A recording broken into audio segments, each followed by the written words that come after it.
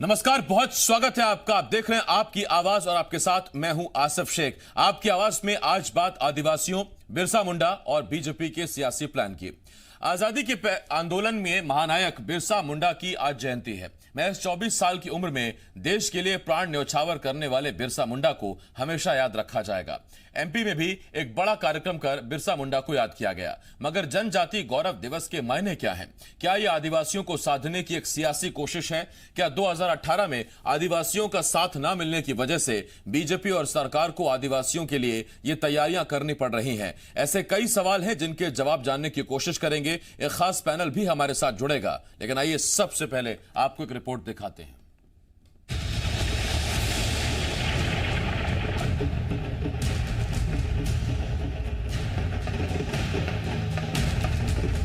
MP में 28 सीटों पर हुए उपचुनाव में जीत हासिल कर भले ही बीजेपी ने सरकार बना ली, मगर पार्टी को बखूबी एहसास है कि 2018 में कई वजहों से बीजेपी की सरकार नहीं बन पाई थी।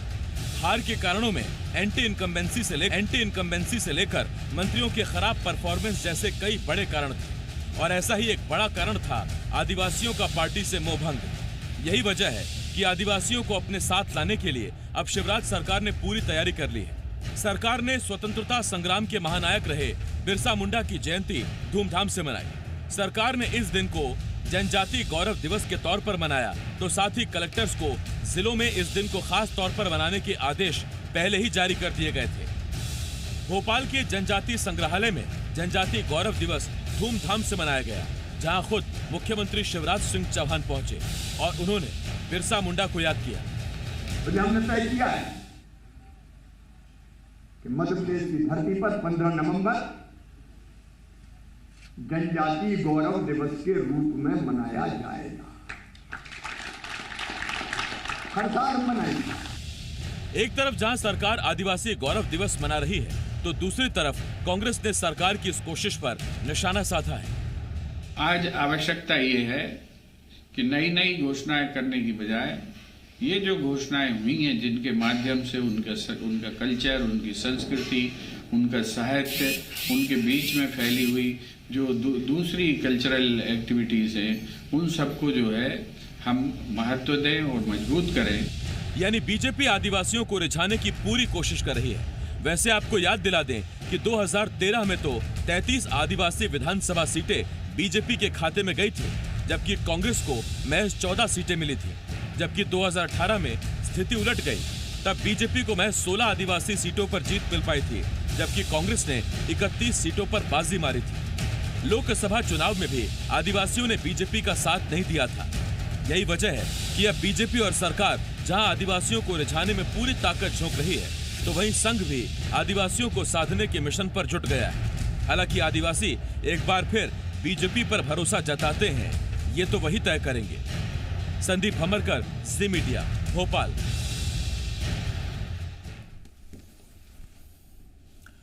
हमारे साथ खास मेहमान भी जुड़ेंगे, उनके पास भी हम चलेंगे, लेकिन बिरसा मुंडा के बारे में भी जान लीजिए। बिरसा मुंडा का जन्म 1875 में हुआ था, आज ही के दिन यानी कि 15 नवंबर को। महज 24 साल की उम्र थी उनकी, और 1900 में यानी साल 1900 में उनका निधन हो गया था रांची सेंट्रल जेल में। रांची में ही पैदा हुए थे, रांची सेंट्रल जेल में ही उनका निधन हो गया था। और 24 साल में उन्होंने देश को अंग्रेज़ों से आज़ादी दिलाने के लिए कई मूवमेंट्स चलाए थे, आंदोलन चलाए थे, और इस दौरान अंग्रेज़ों से उन्होंने लोहा भी लिया था। और सबसे बड़े चेहरे के तौर पर यदि याद रखा जाता है तो बिरसा मुंडा ही हैं जिन्हें याद रखा जाता है। इस वक्त 3 खास मेहमान हमारे साथ जुड़ रहे हैं। हमारे साथ बीजेपी के बड़े नेता, सरकार में उच्च शिक्षा मंत्री मोहन यादव जी हमारे साथ जुड़ रहे हैं। इसके साथ पूर्व सांसद, कांग्रेस के बड़े नेता प्रताप भानु शर्मा जी हमारे साथ जुड़ रहे हैं, और वरिष्ठ पत्रकार मृगेंद्र सिंह जी भी हमें ज्वाइन कर रहे हैं। मैं आप तीनों का बहुत बहुत स्वागत करता हूं। सबसे पहला सवाल मोहन यादव जी आपसे पूछना चाहता हूं। मंत्री जी, 2018 में आपको आदिवासी सीटें मिली 16, कांग्रेस को आपसे दोगुनी 31, और यही जब 2013 में आदिवासियों ने आपका साथ दिया तो आपकी सरकार बनी। 18 में आपका साथ नहीं दिया तो आपकी सरकार नहीं बनी थी 2018 में। ये तमाम घोषणाएं, ये तैयारियां, ये आदिवासियों को साधने के लिए हैं क्या? देखिए, बड़े दुर्भाग्य के साथ कहना पड़ रहा है कि अगर ये सरकार में रह करके जो हमारे प्रदेश के लिए, देश के लिए जरूरी है, अगर ये स्टेप उठाते हैं, इसको मैं माफ करना हाथ जोड़ के कह रहा हूँ कि इसको कांग्रेस बीजेपी में कभी मत डालिएगा। कभी भाजपा इस ढंग की राजनीति नहीं करती है। हम ये उम्मीद करते हैं कि जहां जहां आवश्यकता पड़ती समाज को जोड़ने के लिए, और खास करके ट्राइबल क्षेत्र में बिरसा मुंडा तो एक भगवान की तरह जाने जाते हैं, तो उनको हमने सदैव याद किया है। हम 18 में भी उसको उस ढंग से कभी नहीं देखते थे, ना आज देख रहे हैं। ठीक, मोहन यादव जी, फिर क्या वजह थी कि अगर आपकी सरकार से, आपकी नीतियों से आदिवासी अगर संतुष्ट थे, तो 2018 में फिर आदिवासी बाहुल्य वाली सीटों पर आपकी सीटें क्यों गिरी? मैंने आपसे फिर कहा, मैं दोबारा दोहराना चाहता हूं कि SC ST और OBC और ये इस टाइप से सरकार चलाने के ये कभी हिस्से नहीं होते हैं, और ना इसको इस ढंग से माना जाना चाहिए। हम तो सरकार को समग्र रूप से सभी वर्गों का ध्यान रखते आगे बढ़ना चाहिए, और वही कारण है कि 18 का चुनाव हारा हो जीता हो, जो होना हुआ है, लेकिन 20 हो या 17, 15, 2003 से या जब सरकार नहीं थी तब भी मैं आपको जानकारी देना चाहूंगा, 1952 के बाद से जनसंघ ने अपने सभी आदर्शों को, खास करके सभी वर्गों के, उनको सभी महापुरुषों का नाम देकर के सबको अपनाया है। हमारे यहाँ डॉक्टर भीमराव अंबेडकर जी से लेकर के सभी लोगों का उसी प्रकार से मान सम्मान है, जो उनने अपने जीवन काल में जो उनने उपलब्धियां हासिल की, समाज को प्रेरणा दी। तो इस नाते से, विचारधारा के कारण से, हमारे भारतीय संस्कारों के आधार पर हमारे महापुरुषों को याद करना, उनके जीवन की अच्छाइयों को सामने लाना, और इससे चुनाव को रूप में देखना, ये बहुत मुझे लगता है हल्की बात हो जाएगी। कृपया हाथ जोड़ के निवेदन है, इसको इससे न जोड़ें। लौट रहा हूं मैं आपके पास मोहन यादव जी। प्रताप भानु शर्मा साहब, मैं आपके पास बाद में आऊंगा, पहले वरिष्ठ पत्रकार मृगेंद्र सिंह जी हमारे साथ हैं। मृगेंद्र सर, मैं दो चीजें आपसे जानना चाहता हूं। एक, चुनाव से ऐन पहले सहरिया परिवार के लिए आर्थिक मदद की घोषणा, और उसके साथ साथ कोई माई का लाल आरक्षण खत्म नहीं कर सकता। उसके बावजूद शिवराज सरकार 2018 में चली गई, 2018 में जीत नहीं पाई। शायद उस वक्त की नाराजगी ना बनी रहे, इसलिए हर संभव वो कोशिश कैसे भी करके वो दिख रही है। देखिए, ये बात बिल्कुल सही है कि हर पार्टी की नज़र अब उसके वोट बैंक पर होती है।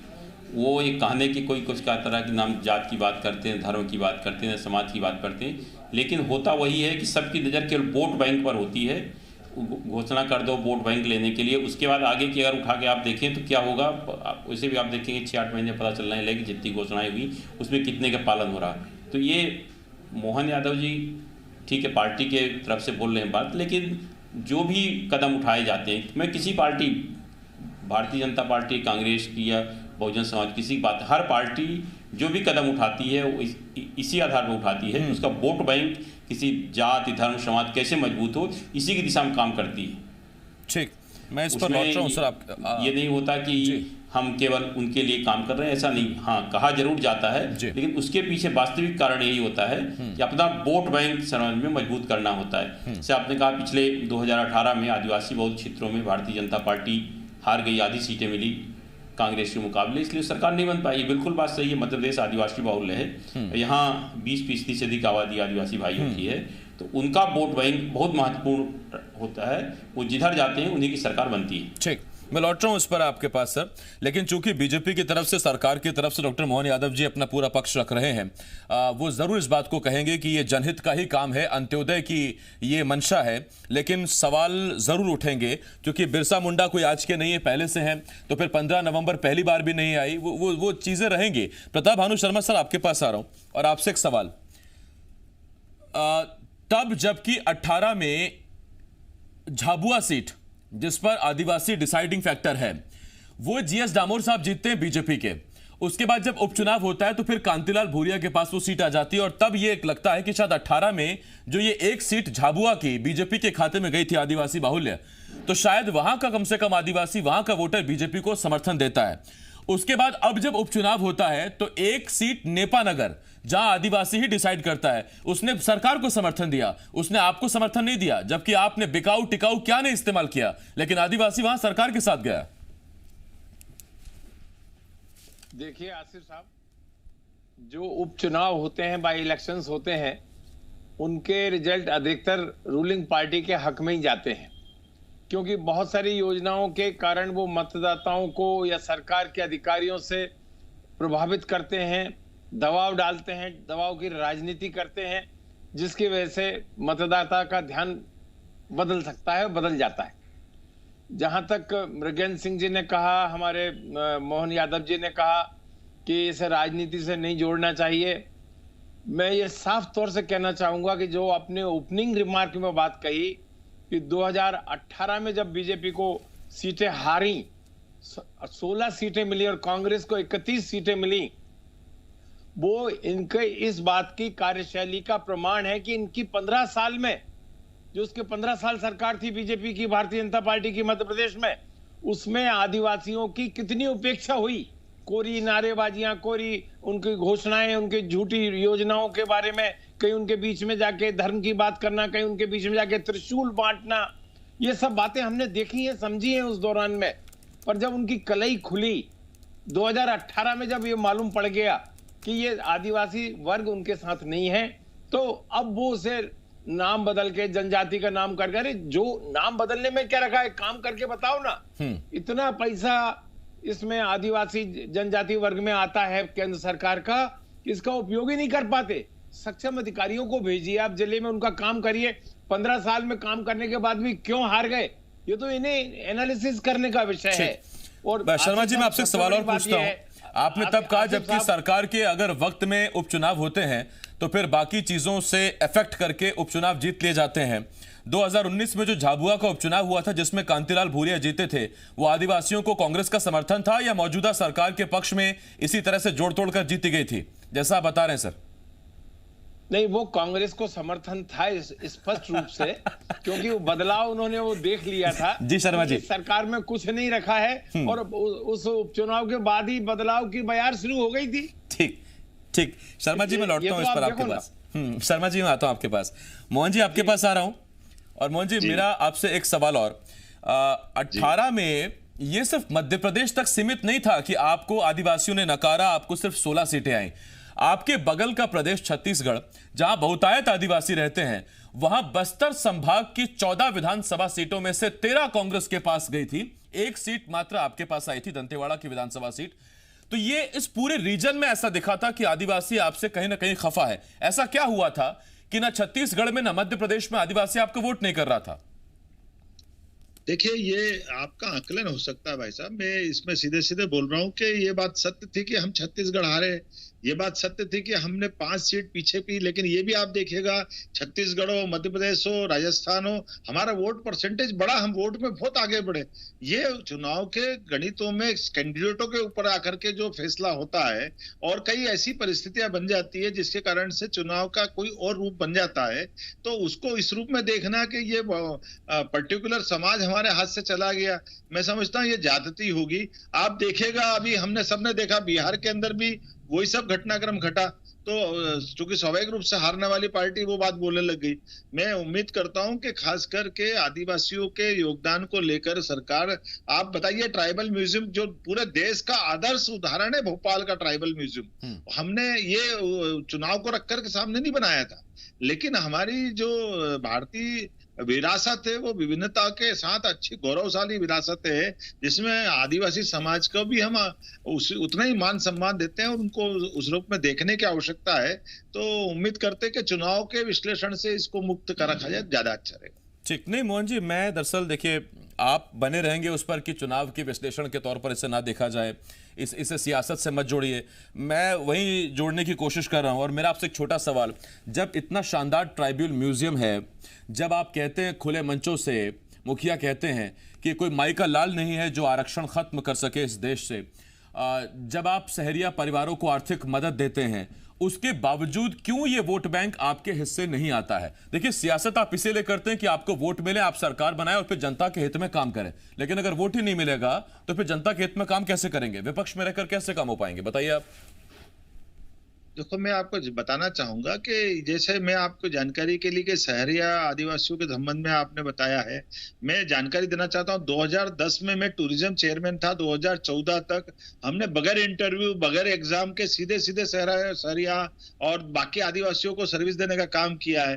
तो इसका मतलब ये तो नहीं था कि हमने उसको चुनाव से जोड़ा है, बाकी विभागों ने भी इसी प्रकार से किया है कि किसी वर्ग विशेष के लिए जब हम शासन की व्यवस्था से जोड़ने की हिस्सेदारी देखते तो बड़ा गैप पाते हैं। तो ऐसे में उस किसी समाज को सरकार से दूर रखना, शासन की व्यवस्था से दूर रखना, ये ज्यादती होती है।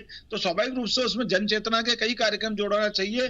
जैसे कल माननीय मुख्यमंत्री ने जोड़ा है, आज अपने कार्यक्रम बनाया। तो हम लगातार इस प्रकार के प्रयास करते रहते, सरकार के होने के बावजूद भी, और सरकार जब नहीं थी तब भी लगातार इस क्षेत्रों में काम करते रहे। कि वनवासी परिषद के माध्यम से हमने वनवासी क्षेत्रों में काम खड़ा किया, क्योंकि हमारे लिए जो अपना एकमात्र ध्येय है कि हम हर मनुष्य को भारत की उन्नति प्रगति के साथ रख करके, भारतीय विचारधारा से ओतप्रोत होकर के हमारे विचार के साथ खड़ा करते हुए अपने लिए साथ में रहने की परिस्थिति चाहते हैं। ठीक, मैं लौट रहा हूं यादव जी आपके पास। हमारी जवाबदारी बढ़ जाती है।